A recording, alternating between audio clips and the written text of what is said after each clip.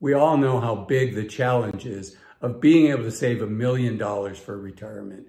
In fact, fewer than 3% of all Americans will ever reach that benchmark, and fewer than 0.1% will ever reach the $5 million benchmark. And I've been a fee-only financial advisor for over 20 years. I'm very fortunate. I've worked with many, many people that have reached this milestone. And today I want to invite you inside the tent. I want you to have a chance to explore what it looks like to retire with $5 million, because I think you're going to be super surprised. In fact, last summer, the Wall Street Journal put out an article where they interviewed 3 or 4 families that did reach that milestone, $5 million, and they told their story. And so in today's video, I'm going to share with you my views, and I'm also going to share with you some stories from this article, which I'll link in the show notes. Okay, so the first thing is, and I know I'm going to be fried in the comments for this, so please be kind in the comments. You know, their lives don't look that different than yours and mine. And I know that sounds absolutely crazy, but it really is true. The majority of the folks that I work with in that category, you know, they drive their cars till they have 100,000 plus miles on them. They often are living in the same home that they lived in 20, 30 years ago. So their day-to-day life doesn't change that much. In fact, the Wall Street Journal quotes somebody saying, you know, I haven't bought a new sports coat in 20 years. And that is absolutely what I see. Not 100%, but a lot. In fact, there was a TV show called Succession. And the interesting thing is, you know, Succession is, I never watched the show, but I know it's super popular. It's about a family that owns a media conglomerate. They're very wealthy. And one of the kids does something that upsets somebody that passes away. And so this person only got, I guess, $5 million in the will. And one of his siblings said to him, you can't do anything with 5, Greg. 5's a nightmare. Can't retire, and it's not worth it to work, right? And I don't feel that way at all, right? $5 million would give most of us a very nice retirement.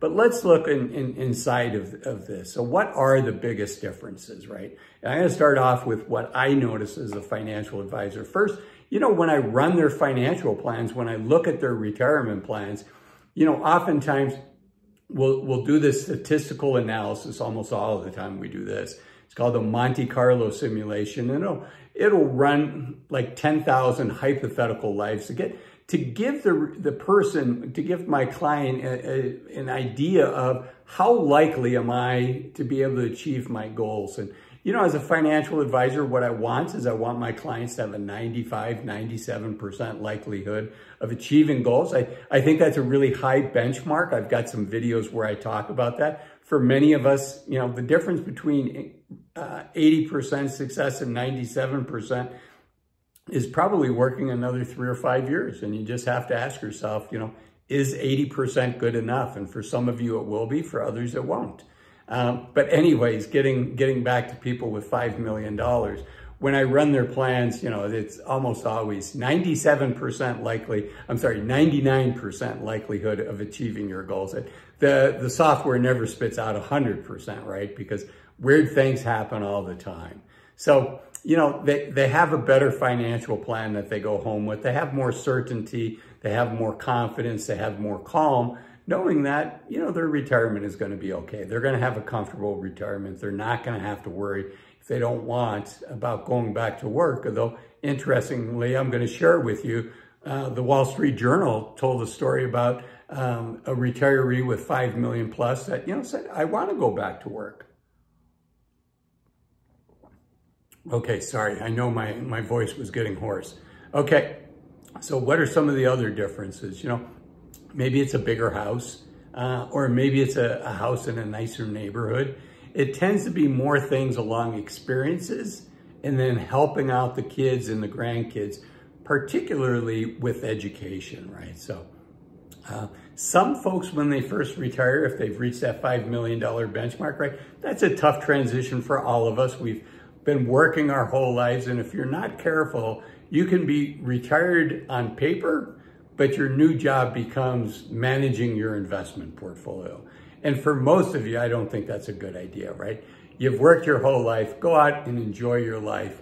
And of course, I'm biased, hire somebody to do that so that you can enjoy your life, so that you can do the things that you've done. But, you know, with $5 million, as people, somewhere in the $5 to $10 million range, people are sometimes tempted to be able to say at a cocktail party when somebody asks them, what do you do for a living? You know, oh, I manage my investments. That, to some people, sounds better than I'm retired. And frankly, that doesn't sound better to me at all. In fact, that sounds like a nightmare. So, okay. And like all of us, at some point, we have to face that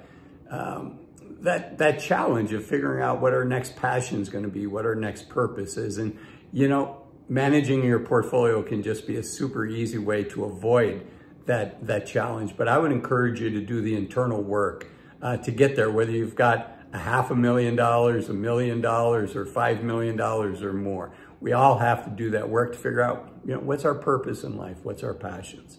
Okay, let's get to this Wall Street Journal article. So they talked to 3 different individuals or couples. And the first one was somebody that's 65 years old. The individual's single, I believe he's divorced. And guess how much this person spends, right? 4%, the 4% rule, how much you can spend without running out of money would say, you know, 4% of $5 million is $200,000. You know, this person spends $144,000 a year. So, you know, and is living, if you read the article, again, I'll leave the link in the show note, is living a very average, very normal life with more confidence and more security, but not necessarily, you know, living in the mansion up on the hill and driving a sports car. As that guy from Succession said, you know, $5 million, let me go back to that quote. You can't do anything with 5, Greg. 5's a nightmare. You can't retire and it's not worth it to work.